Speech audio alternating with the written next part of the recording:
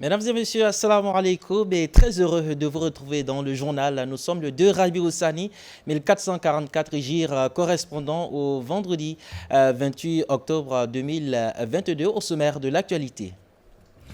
Yacouba Ouattara a été investi ce matin en tant qu'imam principal de la mosquée Bilal de Songon. La cérémonie d'investiture a été couplée à l'inauguration du lieu de culte. Les temps forts de cette cérémonie dans quelques instants. Dans l'ouest de la Côte d'Ivoire, la localité de Koua, récemment dévastée par la montée des eaux, a reçu le soutien du préfet du département de Fakobli. Kokora Xavier a rassuré les populations pour la résolution de cette situation d'urgence. L'épidémie d'Ebola qui sévit en Ouganda depuis fin septembre n'épargne pas la zone de la capitale du pays. 14 cas dans la grande région de Kampala, les autorités jouent la carte de l'assurance. Vous le savez, chaque vendredi, les équipes du groupe Média Al-Bayan se rendent dans les différentes mosquées de la ville dans le cadre de l'enregistrement du sermon. Ce matin, à la mosquée Nasrullah des deux plateaux Cocody, l'imam Abdel Fattah a appelé les fidèles à faire preuve de sincérité dans leur démarche quotidienne. Retour sur cette journée avec Aljuma Bokoum et Ahmed Bakayoko.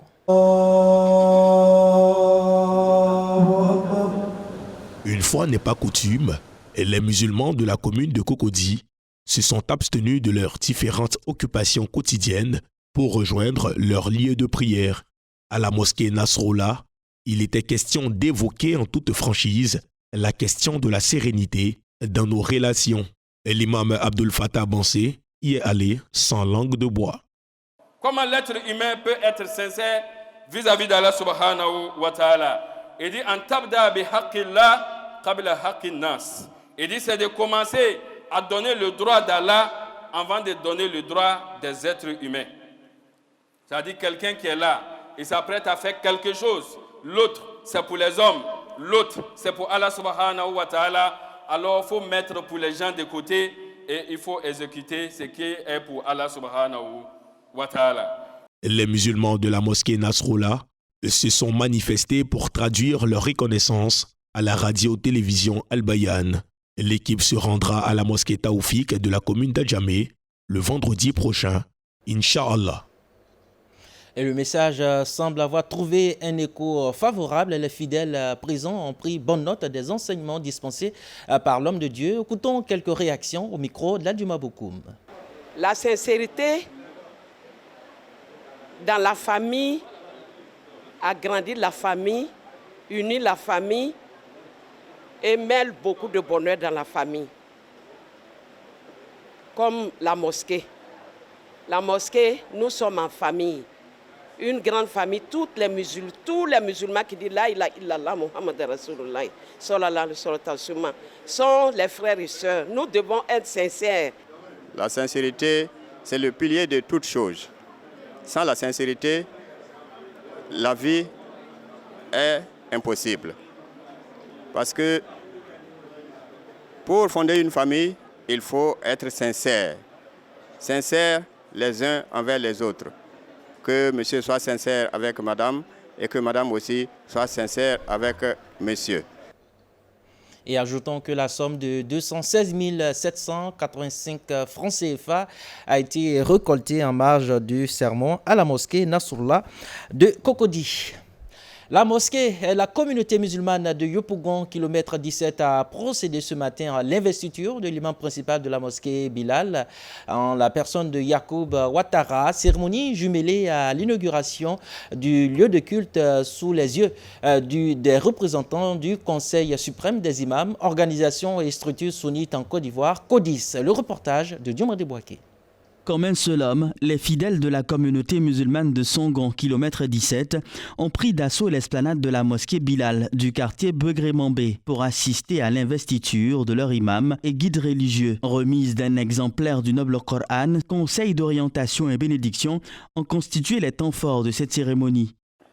Les responsables de la mosquée Bilal et ses fidèles déclarent aujourd'hui, vendredi, jour très béni par Allah subhanahu wa ta'ala, intronisation de notre imam, l'imam Ouattara Yacoub. Takbir. Suite à son investiture, l'imam Yacoub Ouattara a pris l'engagement de mettre tout en œuvre pour être à la hauteur des attentes de sa communauté. Présents à cette cérémonie, les représentants des instances islamiques nationales ont prodigué des conseils aux nouveaux guides religieux.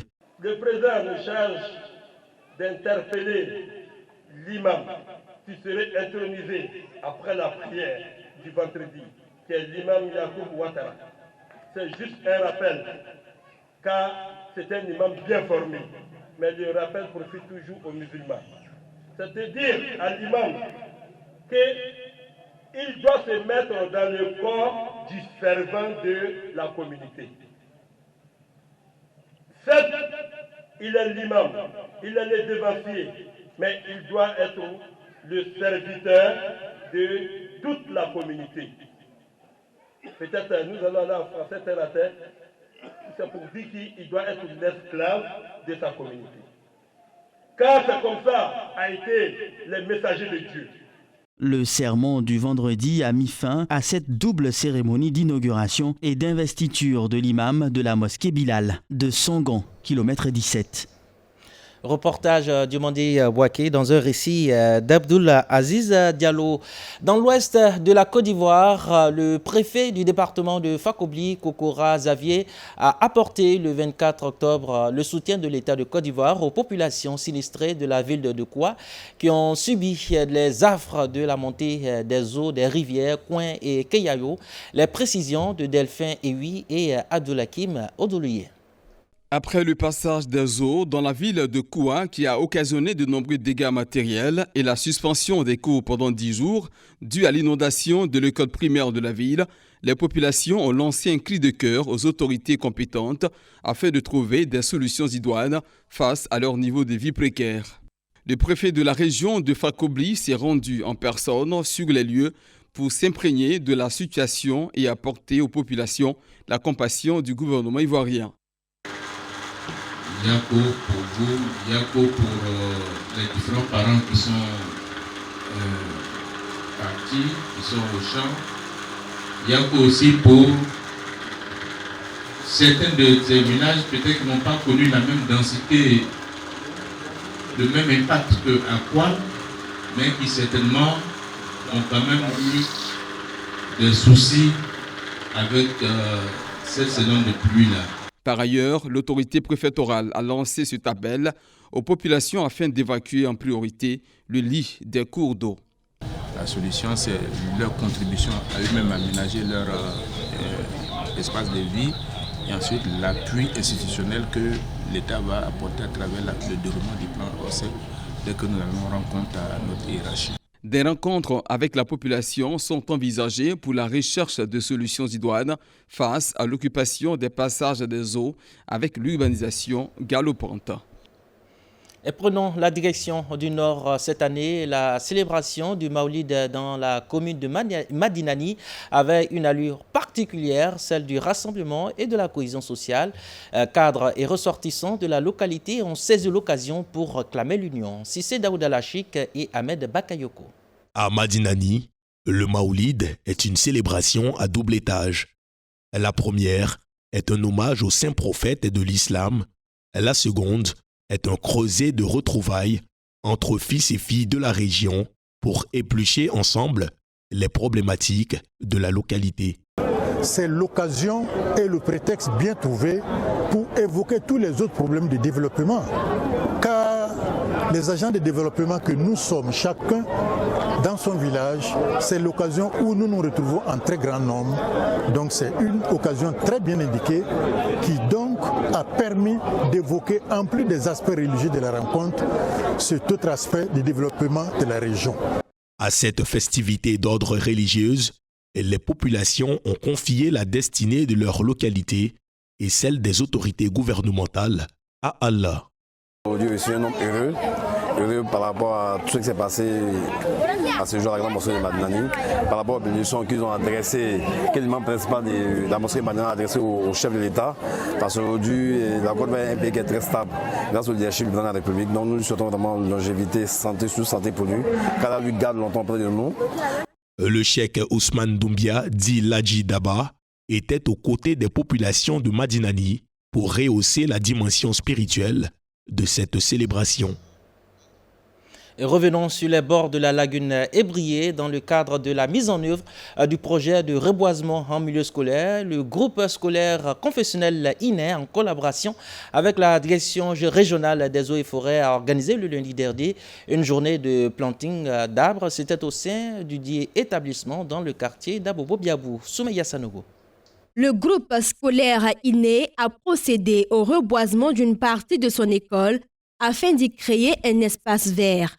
Durant une journée, les élèves ont appris les techniques de planting et d'entretien d'arbres à travers les recommandations prodiguées par les agents forestiers. Selon le directeur général de l'établissement, cette initiative vise à permettre aux enfants de se familiariser avec la nature et d'en prendre soin. Alors nous avons initié cette activité en vue d'abord de poser un axe citoyen, parce que planter un arbre aujourd'hui est un axe citoyen, mais en même temps initier nos élèves à la culture du planting, parce qu'on veut qu'ils apprennent dans leur vie à pouvoir planter des arbres, parce que l'arbre c'est la vie, l'arbre ça donne de l'oxygène.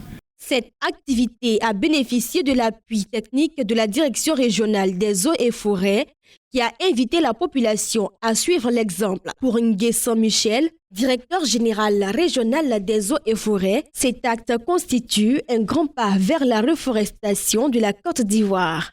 Nous demandons à toutes les autorités de regarder ce qui se passe un peu partout, et même dans cette école, de vraiment s'impliquer à l'initiative de reboisement, de s'impliquer aux activités de reboisement, de répondre à l'appel du ministre des Eaux et Forêts qui demande aux populations, quel que soit le type de population, de s'impliquer au processus de reboisement.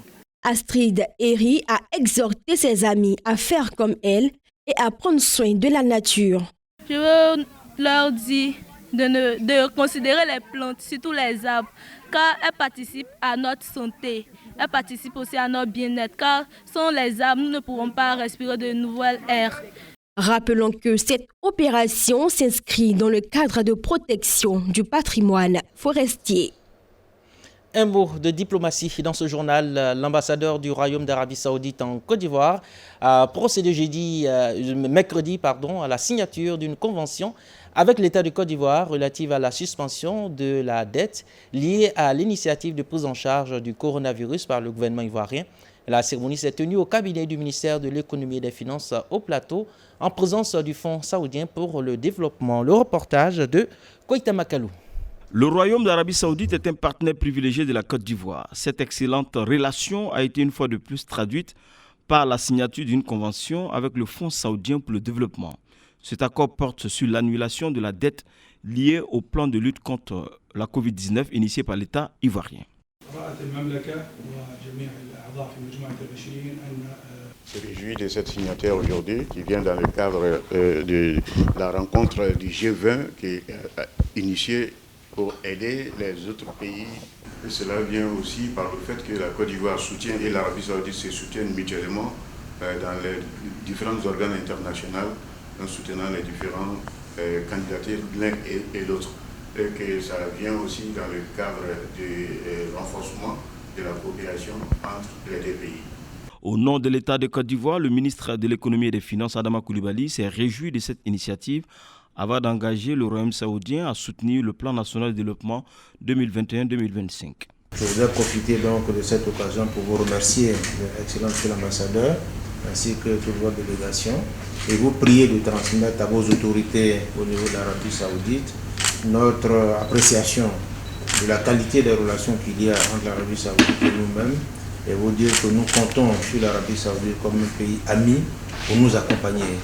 Et comme vous le savez, nous venons d'approuver le plan national de développement pour la période 2021-2025. C'est un plan ambitieux qui contient beaucoup de projets d'investissement de près de 110 milliards de dollars.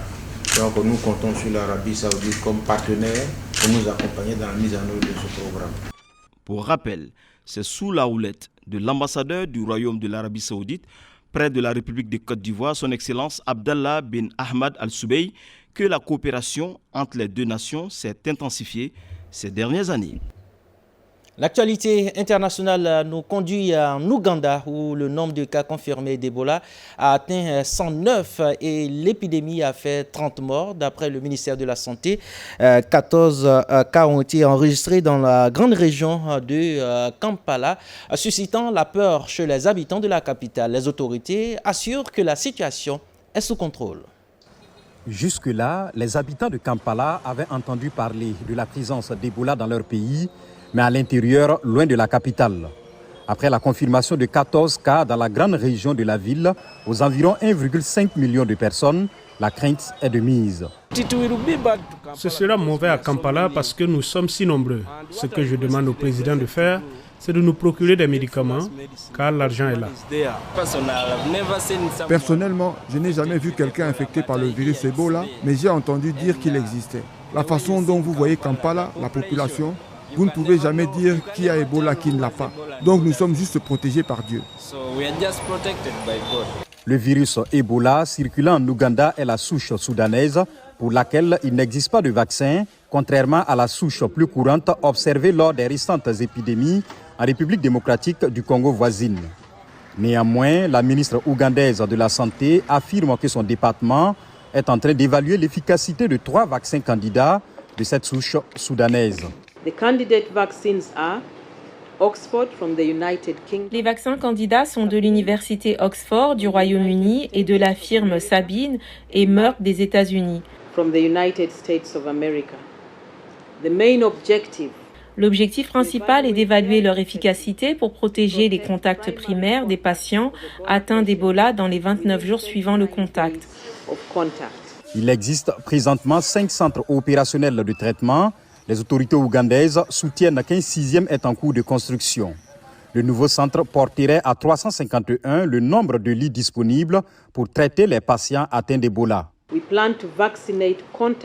Nous prévoyons de vacciner les contacts de 150 cas confirmés. Cela signifie environ 3000 initialement. La préparation de l'essai est terminée et nous estimons que nous pourrons commencer l'essai dans 2 semaines. D'après la ministre de la Santé, il n'existe aucun traitement connu pour le virus Ebola du Soudan. Les produits utilisés sont à la phase d'essai. Selon elle, jusqu'ici, 13 patients ont reçu des médicaments d'essai avec des résultats relativement bons. Et nous sommes au terme de cette édition, mais avant de nous quitter, visitons ensemble la mosquée Sultan Ahmed, encore appelée la mosquée bleue. C'est l'une des mosquées les plus emblématiques de la Turquie, construite au XVIIe siècle. Elle est notamment connue pour les céramiques à dominante bleue qui ornent les murs intérieurs et lui ont valu son nom en Europe. Comme beaucoup d'autres mosquées, elle comporte également la tombe du fondateur, une médersa et un hospice. La mosquée Sultan Ahmed est devenue l'une des attractions touristiques les plus populaires d'Istanbul. Voilà, ainsi prend fin ce journal. Merci de votre aimable attention. L'info continue sur l'application IP Al Bayan. Wassalamu alaikum wa rahmatullahi wa barakatuh.